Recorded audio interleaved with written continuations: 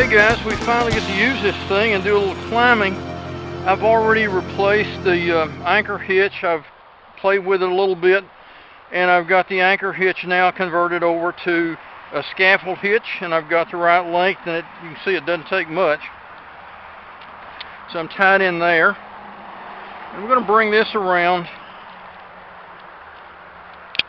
and tie in here. I want to be sure my rope is on the left side, and I'm going to take up some slack here, and what I want to do is get it to where I can set in my harness. That might be a bit long on the...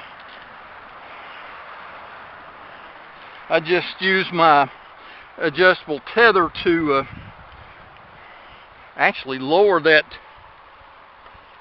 ascender a bit, or to shorten the tether, really is what I did.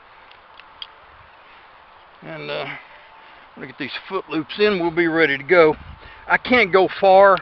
The pan and zoom on the camera gets to be a problem if you do, and this is the way it's supposed to work. And if you get your feet under you, you can push straight up.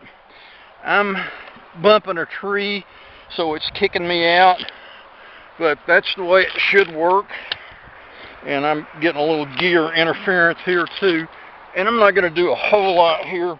I'll quickly go out of view of the camera, and I don't want to do that, so I'm going to stop right there.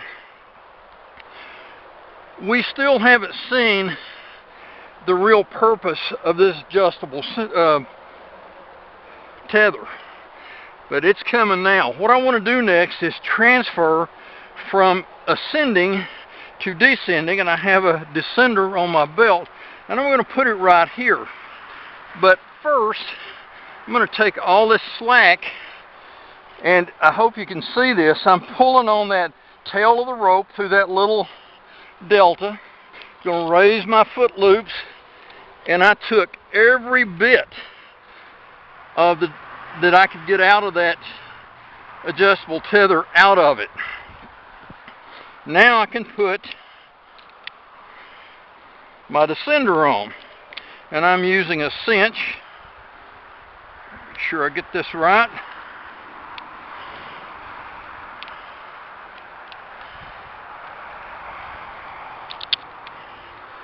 Now I'm tied in 3 times.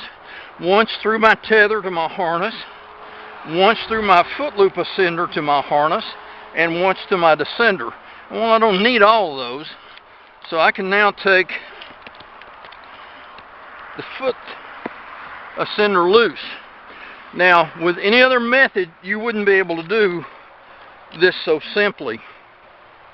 What I've just done is taken away my ability to lift myself with my feet to unload this upper ascender so that I can take it off, but I don't have to. I just take the slack out, pull down on this Blake's hitch, lock on my descender, and now that I see it's safe, I can remove that ascender and rappel to the ground.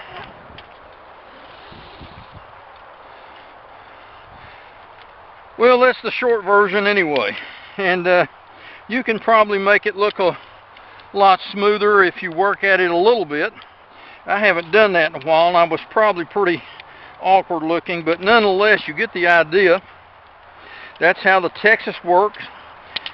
I was climbing with a friend one time. We had about an 80-foot climb to make, and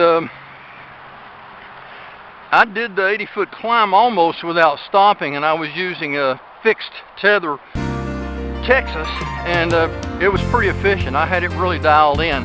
I'd have to play with this a little bit more to really get it tuned in that well.